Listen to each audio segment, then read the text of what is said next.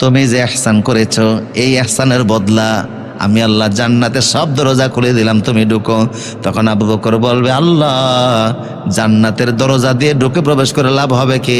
রসুল যেখানে থাকবে না আমি সেখানে যাব না, রসুল থাকবে যেখানে আমি থাকবো সেখানে।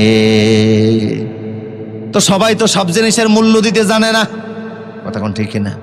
মূল্য দিবে কি অনেক সময় চিনেও এটা যে মূল্যবান, এটা যে দামি জিনিস, এটা যে সম্পদ, এটা যে আল্লাহর বড় নেয়ামত, এটারে অনেকে চিনে না। আবার কিছু মানুষ আছে এমন চিনা চিনছে, এমন চিনা চিনছে, এমন বোঝা বুঝছে উনি যে আল্লাহর কত বড় নেয়ামত, যার হাতে শত শত অমুসলিম কালেমা পড়ে মুসলমান হয়েছে।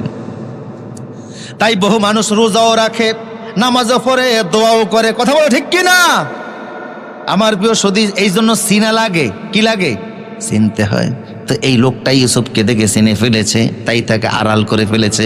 কোরআনে সবগুলি কথা আছে, আমি আর বলছি না। আমার প্রিয় সদী, আড়াল করার পরে মিশরের বাজারে নিয়ে গিয়েছে, মিশরের বাজারে বিক্রি করে দিয়েছে। যিনি খরিদ করেছেন তিনি ছিলেন মিশরের অর্থমন্ত্রী। ঘরে নিয়ে স্ত্রীকে বললেন, ঘরে এমন একটা ছেলেকে আনলাম, এটারে তুমি কাজের ছেলে মনে করো না। এই ছেলেটা ষড়যন্ত্রের শিকার হয়ে পর্যন্ত আসছে। আল্লাহু আকবার বলবেন না? আমার বিশ্বাস এই ছেলে এমনি এমনি মিশরের বাজারে আসার কথা না।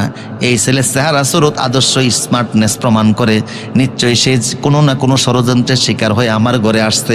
কাজেই তারে গোলামের মতো আচরণ করো না, এই ছেলের সঙ্গে ভদ্র ব্যবহার করো। সুবহানাল্লাহ বলেন।